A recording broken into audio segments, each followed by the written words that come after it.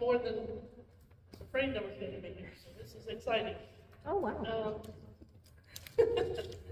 Well, this isn't always a popular time to come to a meeting.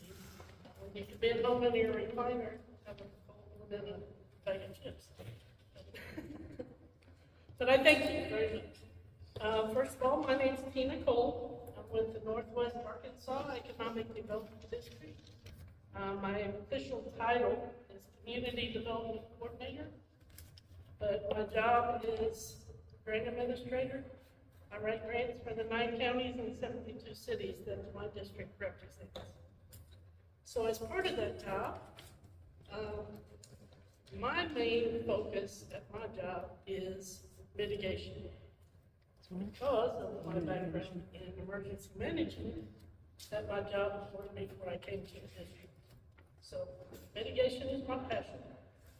I feel that if we mitigate properly and effectively, the response and recovery would not be as bad in the event of a natural disaster.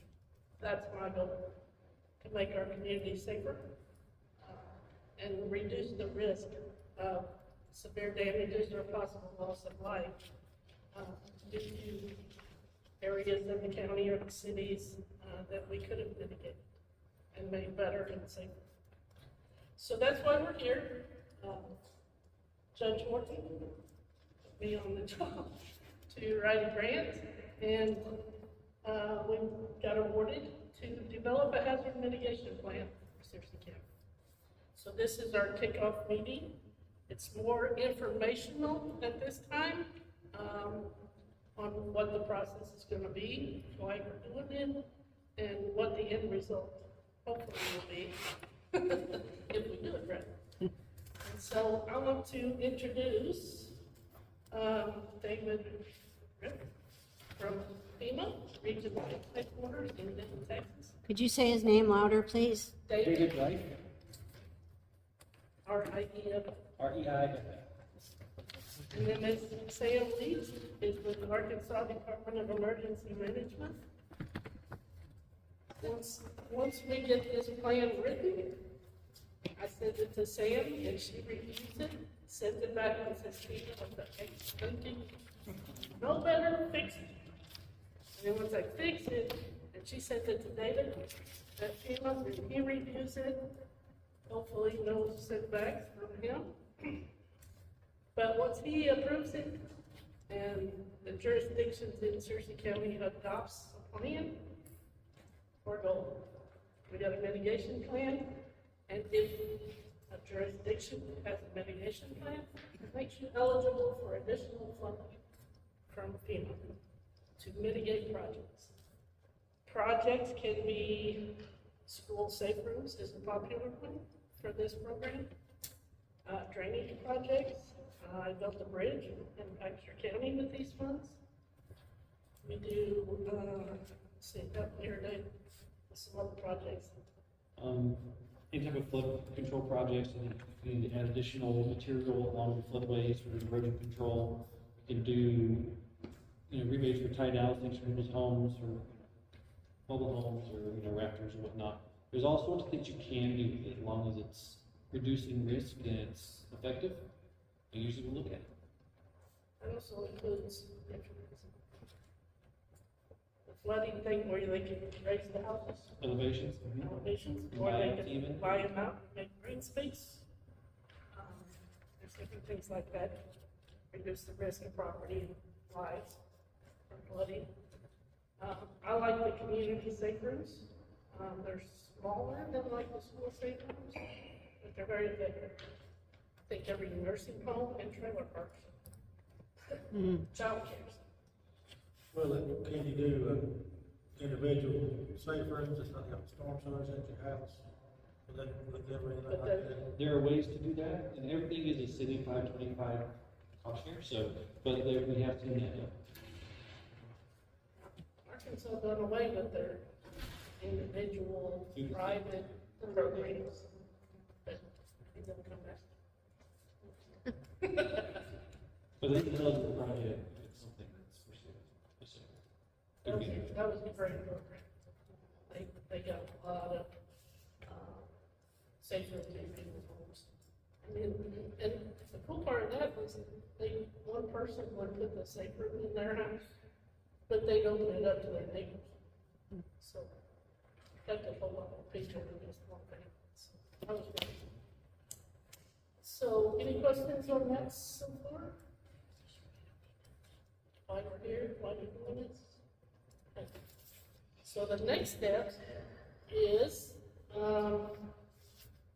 we've got till November 12th to get this approved, adopted, and in a notebook on the shelf. But we're not gonna take that. I promised David that this is gonna be the perfect plan that he's been waiting for how much years? Almost 20. 20?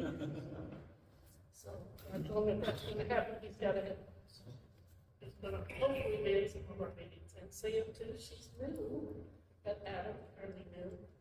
But she's been awesome, and I look forward to working with her on this. So, we do have a pretty short timeline.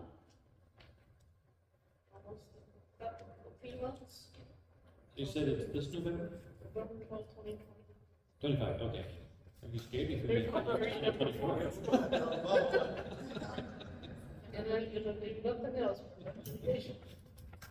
So, but first thing we need to do is develop a planning team. We've been talking to Ms. Romaine already, and she's got a list of folks that we're gonna reach out to the planning team. So I'm not gonna meeting you to death. We could do Zoom meetings, we could do group emails, we could do a lot of things to not take up people's time. But we will have a couple of in-person meetings just because we need to get feedback and information and ideas for this plan. We're gonna need community feedback. What does the community want out of this plan? We need to know what their concerns are. What hazards that hit Marshall and Searcy County are they concerned with, that they're afraid of? And, train jump the tracks. Community. I typically do a survey that we can put out on Facebook, county website, city website, whatever, for people to respond to. I've even got it down to a few other things. You just get it on your phone and you take questions and we're all. But it gives us, it does give us feedback. So, I guess thing is getting participation and get people to respond to us and tell us what their needs are. And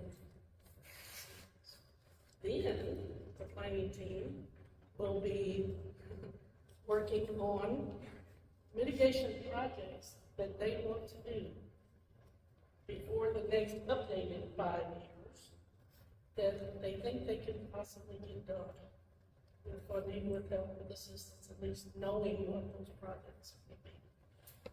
That's half of that, is knowing what needs done. And so the planning team will help develop that list. I typically put some generic type of projects in there in case, say, you give me 5 projects you know are critical priority, but then you get a bad hazard come through and it changes that priority. So you've got something else that's a bigger priority than what you had in. We can still fit it into drainage project. So it's not cast in stone, but it's a good guide for working our way to mitigating these problem areas. I know you've got some low water crossings that are a problem. And it's the same thing, Kevin. I know you've got some. What's your total amount that you go to mitigation? So when the funds are released, so there's different programs you can be a part of. There's the hazard mitigation grant program that happens after every disaster. And that's typically open for the entire state. For example, we're working on disaster tornadoes that happened back in May. Anyone in the state can apply for mitigation, but it comes out of 50% of the total PAIA costs that come out of that. So it's not usually a large pool of money in that sense. But there's also the BRIC grant, which is the Building Resilient Infrastructure. And that, there's a state set aside, I don't remember exactly what this moment, that will come down, that's based on disaster history. So there's a set aside that comes to Arkansas. Then there's also a competitive side, which that's where the big money comes in. We can compete nationally for these grants. But it's replacing the local pre-disaster mitigation program we used to have. So that's where you can do a lot of those kind of larger projects. Submit the applications up front, have them, demonstrating how effective they'll be, then you have a chance to get to those funds that way. That's like your $2-3 million budget, your $4 million from the savings. So there's no real limit to what it can be for the competitive process. It's just whatever the allotment is for the year, and it changes. So I can't really give a number to that, but it is a large pool of money. We've seen some $1 million projects come through that. He's scratching his chin. No, I mean, this is like the one that we done last year here in the city on Walnut Street in Ozark. I mean, we applied to the drainage. That was a state. The state district here to be fair. State mitigation doesn't have all the requirements. And so this would be for federal jobs. The state mitigation, they don't have to have a mitigation plan. Those other ones he was talking about, they have to have a mitigation plan. Like for example, for the little water crossings, you might hear if one of them gets washed out in a flooding event, they'll come in with public assistance to help put it back to pre-existing conditions. You also have the 406 program, which will allow you to mitigate that damaged the water crossing. But the other mitigation programs, you need to then work on the road to get to your elevated crossing, whatever they do. We can take care of the rest of that and bring the rest of the road up to match it. So that's where you can use these in combinations to get more accomplished that way. It's combinations. Can you have just one at a time going? Can't have multiple ones. You can have multiple. It's, Okay. So whenever you apply for these grants, the state does set a priority and what they're going to be pushing through, because they have a grantee, the sub-grantees, so the applicants that would use the and then they'll be having a strategy going forward. But say no one is submitting in these specific areas, the state focus on, say, the designated area, you could then apply, and then that money could then go to you all or to anybody else who needs the projects. So the city can have a project, the county can have. You definitely can. There's no limit. As long as there's funds, there can be projects. Now, the state grant, I wrote that, and I can tell you about that afterwards. I just didn't go that route. That's only up to 300,000. We only reimburse up to 300,000. State. On the state side, On the state grant. It's an annual grant. You may have applied for it. There's just so many people here. and they said they didn't pay no money. We lost about 20,000 out of our funds. We found a 6-inch line that was supposed to be there by the maps, it was there, and we had to move it. You had additional. Yeah, the additional, didn't know it was there, but yeah, I think it totaled out about 23,000 off of our mitigation that we had to come up with to pay. I just started with that 6 months ago, so I could. Well, that's a good Tell you question, about that. because I run into this with every single freaking project I've done since November 30th, 2015, is the grants. Grants are awesome, and we love doing them. However, we put in an application in June, we get awarded in October, maybe. We procure an engineer, that takes 3 months, then the engineer procures a contractor, and it takes another 3 to 4 months. And by the time we get a contractor to bid on a project, the estimated cost that we put in the grant application is sometimes 2-3 times what our estimate. And then unfortunately, there's some folks that just can't do it. And so sometimes we go back and ask the funder if there's any additional funds we could request. You can put an increase if you do that ordinance. When we done our increase, they said they didn't have no money, so, yeah, we just lost $23,000. And that's where doing this planning process sets you up to be in a better position for those situations. If you plan out your risks, you know what you're gonna do, you kind of line out these projects you may want to do if the opportunity comes up. It then puts you on the right foot and say, okay, here's my application, it's practically ready now. I'm gonna turn this in.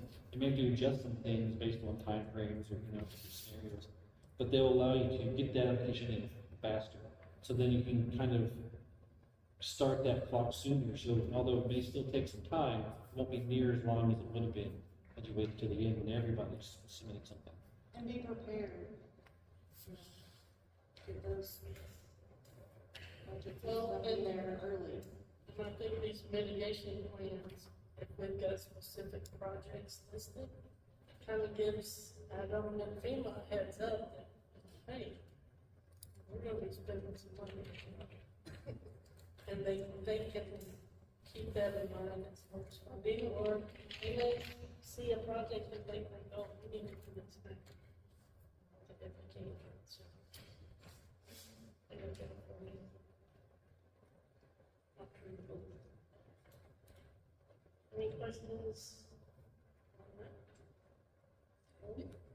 If you're applying for this grant, are you applying for a certain amount of money? For whatever the project. But that's after the projects are determined?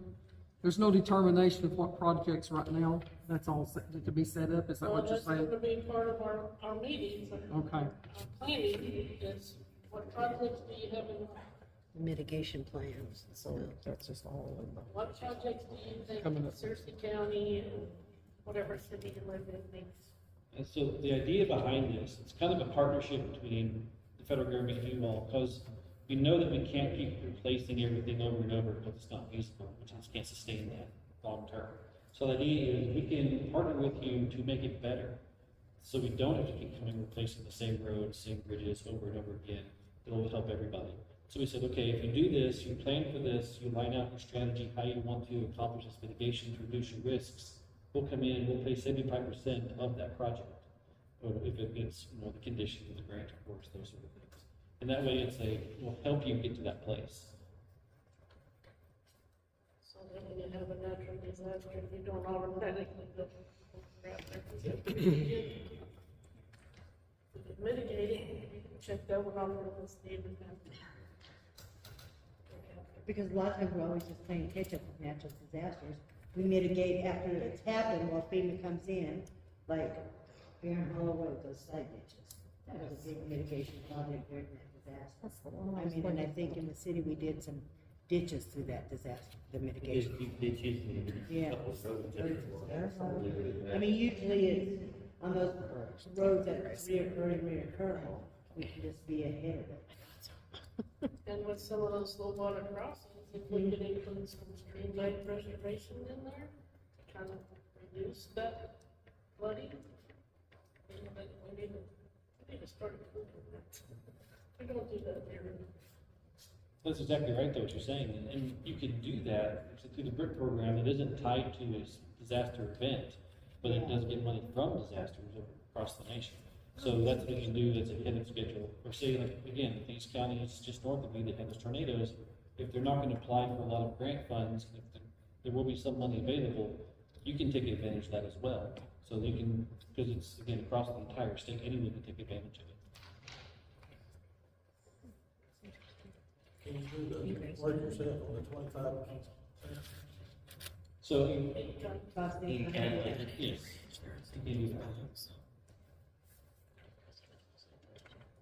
So if you have a low water crossing, it's just gonna replace the low water crossing when it washes You're out. gonna build it up. Or you can build it up and fix it where it don't break it in. Yes. So it doesn't ever. A lot of ours just needs to be lengthened so much, because they're just little. Yeah, so mitigation isn't for putting it back, it's for improving it, so it doesn't happen again. So whether it be different flood control projects along the creek beds, stream beds, so it flows better, so it won't wash it out, that could be something done. Or if it's gonna be, you need to elevate the road so it can pass it at speed, that can be done also. So there's, whatever is the best option for that location is what you should do. We're not gonna say, no, you have to do X, Y, or Z, because you are the experts, you all know what you do. So it's just demonstrating that this project is going to have a benefit cost, it's valuable to us. It's going to be cost effective, environmentally feasible, all those things, we do with every other grant. Just then, as long as it fits those conditions and it's reducing that risk, if it's mitigation. And a lot of them, with this mitigation, if we have a historic loss on it, that really helps. That helps. And we have a lot of, Every road. but we haven't documented as, lost over and over. And that's something that's planned and documented for you, if you want to put it, everywhere the county is doing this. I don't know how many slabs we've got. There's multiple throughout the whole county, several. You got a GIS person? Gary's got it in our mapping system, but just for it to go through it, I mean, we could get the I numbers. wouldn't know, we ain't got 100. He's got all the culverts in there. Yeah, he's got everything on We've got it all in our system. We can get that in our mitigation. And that, those are the kind of the people you want helping in this process, bringing those stakeholders in to have the information, so they can present that, and rather than industries can put it in the document.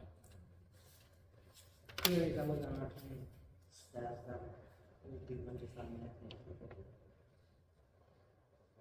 I think that's cool.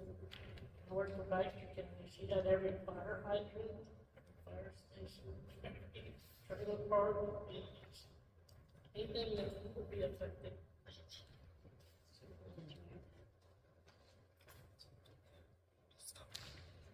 Questions? Still good? So, I guess the next best thing on my list is to schedule our first planning. So, do you know who all is going to be participating? Yeah, I mean, I have a All the list. cities. Huh? All the cities. They all want to? Well, I've invited them all, and Kevin's the only one that's here tonight, but, so we will invite him again to the Well, next they meeting. all submitted letters of participation in the application. So, And I say this because we do see this a lot of times, especially in the rural areas, that everyone wants everyone to be involved, and that's great. We do want as many people involved as possible. But sometimes small communities may not see the need, they may not be able to meet the matching in time, it's like, well, what's the benefit for me to do this? Everyone doesn't have to be in the plan. Those that want to pursue grants, want to pursue the reduction of risk, it's those sort of things. So that's the goal. It's like if someone didn't, like, if St. George or didn't want to be on this, they don't have to be in this process. Because it's better for them to not be there and say they're participating, because that's one of the things we look for, is how do they participate as part of this planning team, is to, try, you have to wrestle with them and get them to meetings, provide them information. So that just slows them. and like with St. George and That's just an example. the county actually takes care of their road systems and all that, so. Yeah. Yeah, so, but like I know, the mayor and the, police department, and the county judge and 911 coordinator, our road foreman, Debbie, yeah, so I mean, and I've actually got a list in my office of who, because we just had them on the same radio, our radio.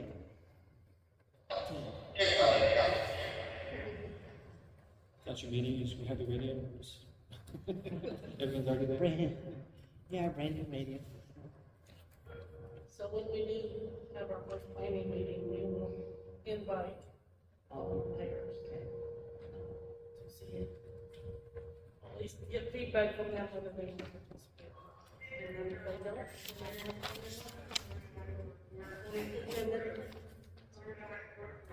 My question is that the scanning thing, because you know we've attempted to do those surveys before, and no one ever does those. So I'm thinking that that would be one of our best assets, so I really want to get with you about to put that out. Well, when I had to do it for Baxter County, we set up at the fair. We set up at, my emergency preparedness fair. Got a lot of them there. But we could send them home with the school kit, it's just a postcard. Yeah, that's You what, can fill out the postcard and send it back, or you can scan it with the QR code and put it online. At least get some feedback. You know, If That's we what we- get, if it's we only like get a don't 10, we get only feedback. get 10. But we've got to show them that we made it to 10 to reach the community. Fairs in 2 weeks. What always freaks me out is the Fairs in 2 weeks. the adjoining communities. We don't care about that. Well, if you develop a jurisdictional plan, well, it's already done. It's already there. The idea behind this, though, you just want people to have the chance to participate, because the more the people are behind this, the more likely everything's going to happen. Like the projects get done, there's support for it, and see the team. They may have information we are not aware of, or maybe the guys are, flood, minor rain, we need to know about that. Who knows? I'm sure, my father-in-law was a public works director for 40 years, so I've heard about it too. So we just want as many people to, try to get it we can. Once so it's showed, they feel like they're part of the process, and also just helps you get more information. There's nothing wrong with that. So. And we'll also be determining what hazards, natural hazards, everyone's concerned about for Searcy County. Do you have any names here? Thank you. Thank you. Floods, tornadoes, I mean, those are probably the predominant ones that everyone's concerned about. But there's landslides, there's winter weather, there's extreme temperatures. We've got- There's- We've got several landslides, 4 or 5 of them anyway. Yeah, at least. You got one that. Robert Hill, where what we've got 5 this year. Well, I done Wayne County's mitigation plan. I included landslides because I could find 2 recorded landslides that state people come out and looked at, took pictures of and reported somewhere where I could find it. Well, I met a lady in the state GIS office, I think Martha, and she got a grant to study landslides in Newton, Madison, and Washington County. And she brought me a map of the landslides in Newton County. And the light pink and dark pink is the indicators for landslides in Newton County. There was a spot that big that was not pink. The whole state of Newton, or county of Newton County is a landslide. There's hundreds, thousands.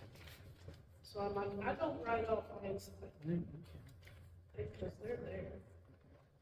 I don't see most of them, but they're there. The ones you think of are like the rock sliding out the road, the ones you drive it down. They're on top of the mountains. People build their houses and sort of things, that's where the problem is. And it slides up part of their houses and into the ravine. So, landslides is, I mean, it's hard to mitigate, but.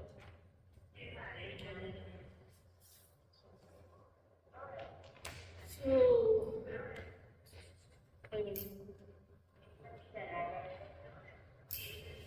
responsibilities of participating agents. I need information, I need feedback, I need whatever you got in your community that you want in this plan. I'm gonna put it in a nice pretty little book like this. Hopefully no bigger than that. The idea behind all that is when it's said and done, it's gonna be something you will use. If you say you know you're gonna put in new road work or new subdivision or growing in any way, hey, what does our plan say our hazards are in this area? How should we develop that so we know we're gonna be ahead of the game, not putting people at risk? So it's kind of should go into all the decisions you're thinking about. It's kind of like you do with your operation budget things. we have an event or so many people, how can we get ingress in and out of the facility, those kind of things. Same kind of mindset of looking to the future, of how we can use this information. How about brush beside the road? That's dangerous for people driving. Will it do it? There's, when you start crossing the line where it could be maintenance, that's where it gets a little foggy. But there's, especially for wildfire, clearing brush and debris, that's something we can do. So we have seen those kind of things. The remedy for that is mitigation for wildfire brush and stuff. Goats. The skeleton. I've seen that done. I've seen people done that.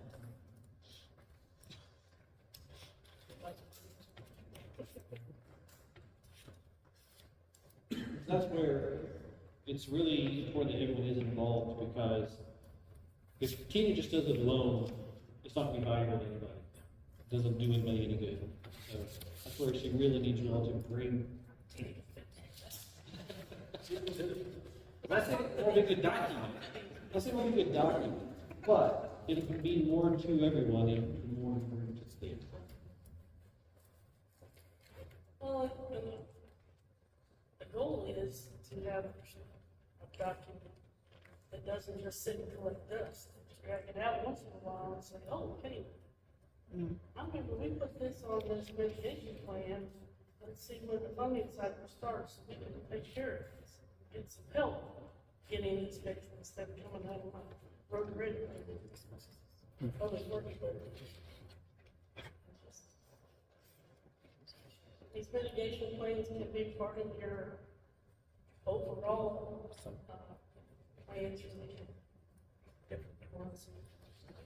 Zoning, code enforcement. Bring them. Just the comprehensive plans, development plans, improvement plans. They can, a lot of times we'll see these annexes and those things. They need to do it. Emergency operation plans, they can do like that. We want it to be a part of your moving forward.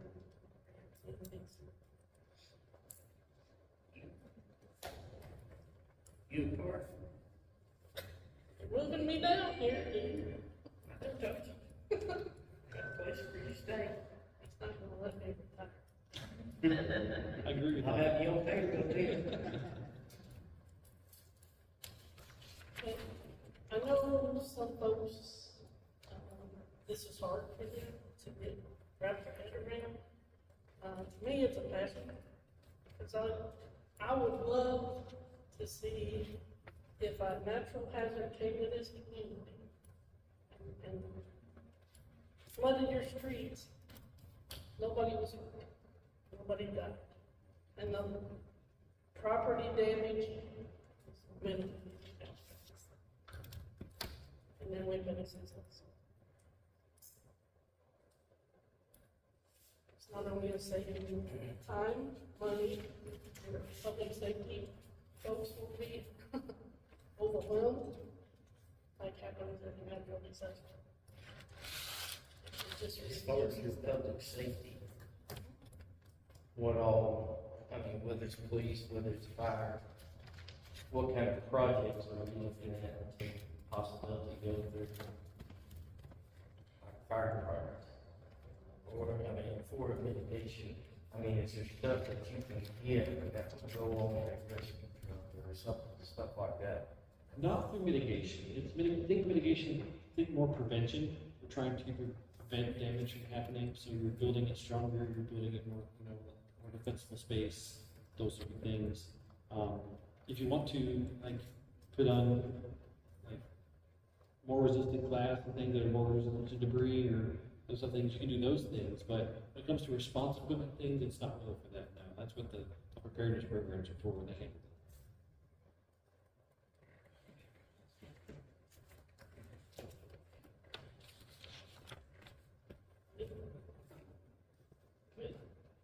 Exactly. You're my only mayor.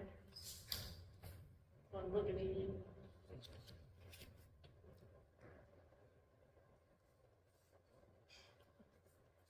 We get their mark, so.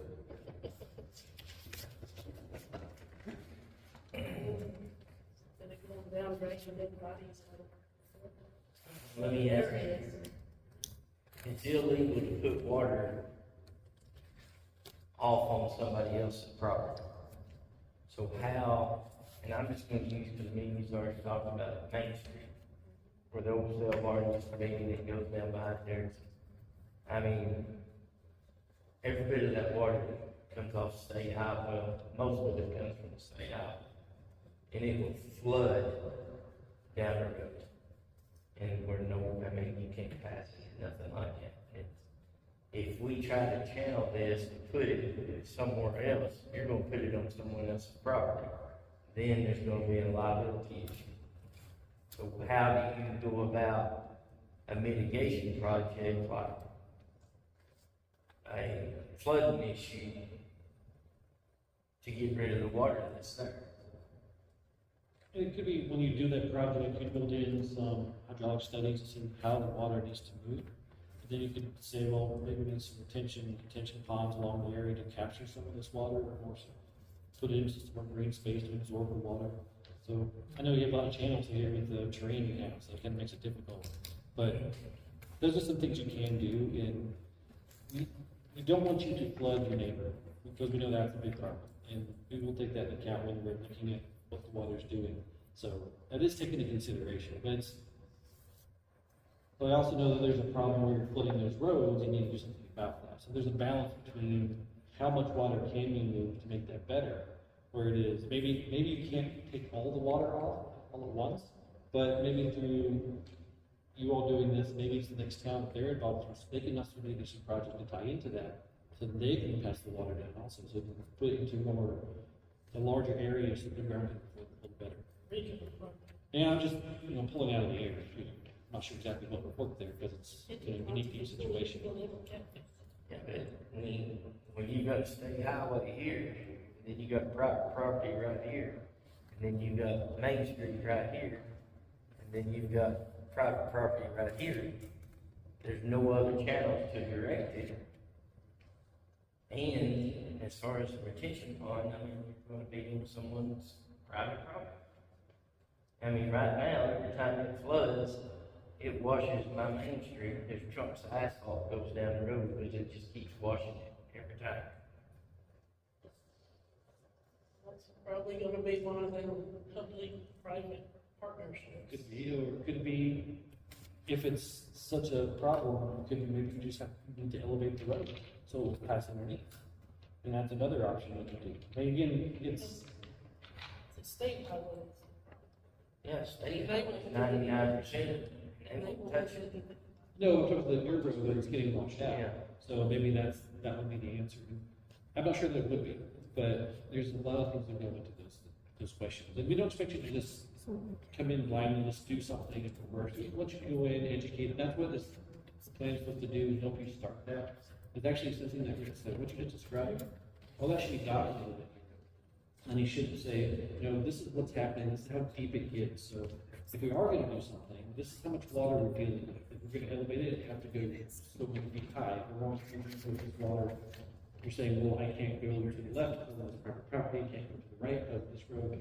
So it's kind of paints that picture. So we get to the trade of what can you do about it, bring in those specialists that may know, have that discussion like, what kind of projects could we do? That's what part of this plan, every planning team. And I'm sorry going too fast, stop. I tend to speed up as I talk. But it will bring in stakeholders also that are those experts to say, what could we do in this scenario? And you'd have get them to say, well, here's some options you could possibly do, if the math works out. So we want you to bring in those experts, whether it's colleges or, firms in the community that work well with you that just really want to help in this, because we want all that buy-in, because it's going to affect everybody.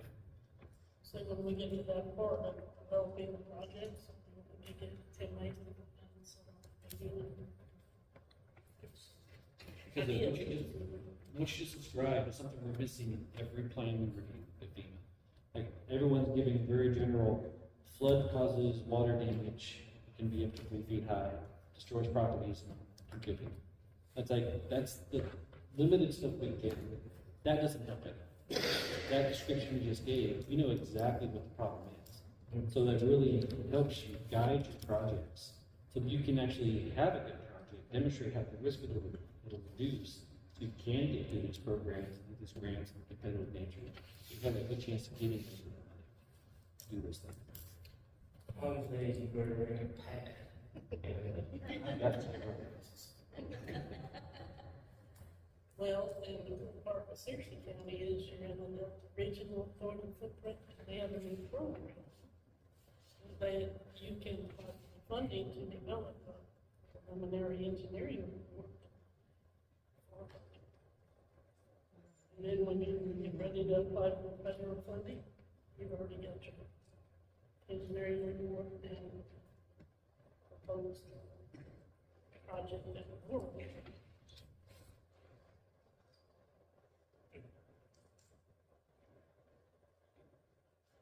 King of multi-funding. Could you step closer to us and speak? We can't hear you at all. If I can't hear you, a lot of people can't. This is a bad place to, the echo in here is kind of bad. Well, thoughts, ideas, you want to get together and make your list and get some insight, and we'll send up the Yeah. first plan. Yeah. Did you have a question? On his question there, what the state used to do, they say how much of a watershed, like if there's 10,000 acres here, and they figured out a 2-inch rain, there'd be this much water, then they would work on this according to that plan. Some places they haven't done it right, but So that'd be a mitigation project? if you've got a place that's flooding, and you've got 10,000 acres running into this one spot, you're gonna have to make it a road digger or the ditch digger deeper to fit that amount of water. Be pretty simple. Well, it's not real simple.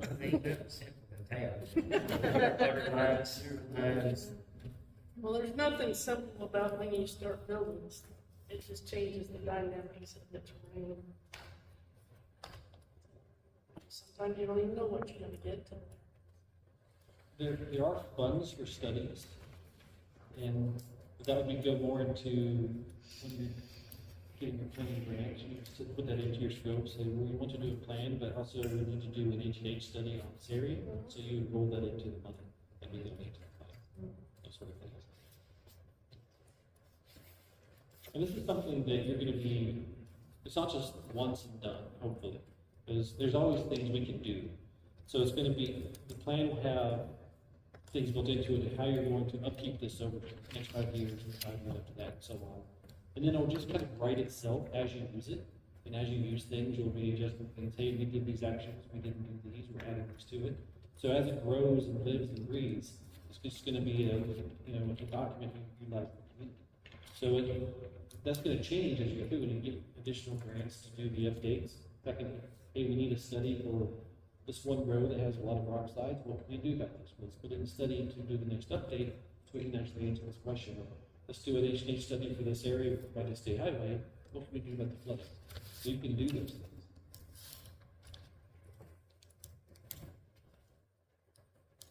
They wanted to do a civil affairs IRT mission in Searcy County. And what they will do is their engineers, architects, whatever, and they'll come into Searcy County and they will do an assessment of the entire county. Your schools, your roads, your healthcare, your food insecurities, and just evaluate the whole county and prepare a report, which we can then add projects.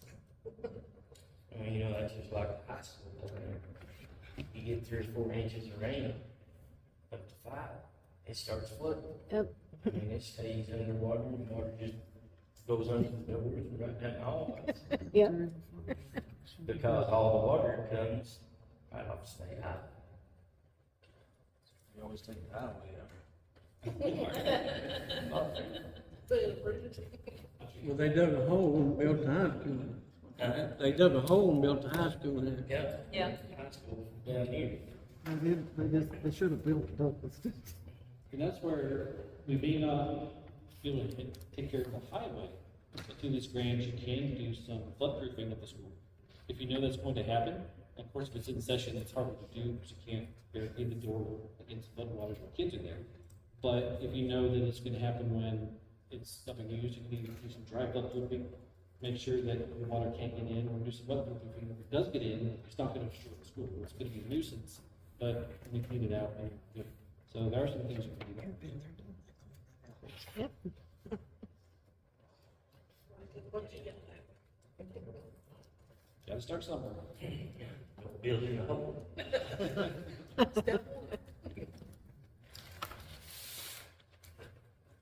That school's probably anywhere. Floods and you have to walk in 3 feet of water to get kids to school. Yeah, we got to. Yeah, we'll start now.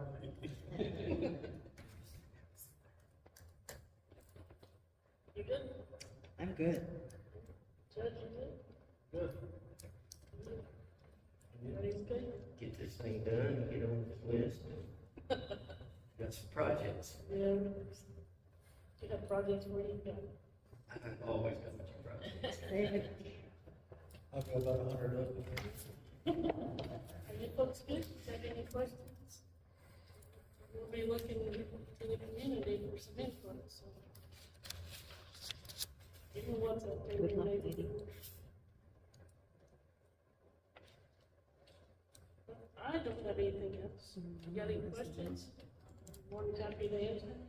Have you scheduled your next planning meeting or your first Ms. one? Charmaine's gonna give me a list of people that, Oh, we I need to see, you're be back on at that. Zoom, And Okay. then we'll schedule a meeting once we Okay. can email everybody at once and Sorry, I didn't follow that. do a calendar invite. Say, hey, capital planning. You good, David? You have anything else? Answered every question you all had. Ms. Pam, you got anything you want to say? Come back and find you. And I don't do the funding, that's somebody else. I do the We'll proof. fill it in. Yeah, you just write the blank check back and we'll take care of the rest. I wish I could. I had a county judge tell me that when he wanted me to start writing grants. He says, just get the money and I'll figure it out.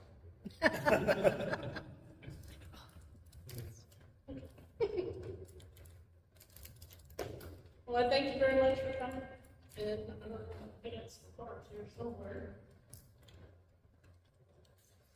If you got any questions they think of later, reach out to me. Give me one, I think I got your number.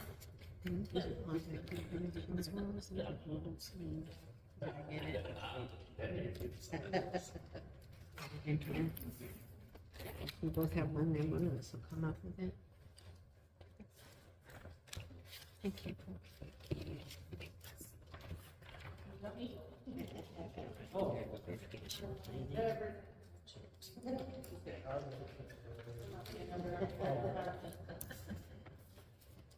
Everybody in the world has got my cell phone. Again, I thank you very much, and I look forward to doing great things here in Searcy County. thank you, Pete. Thank you for having it. Appreciate it.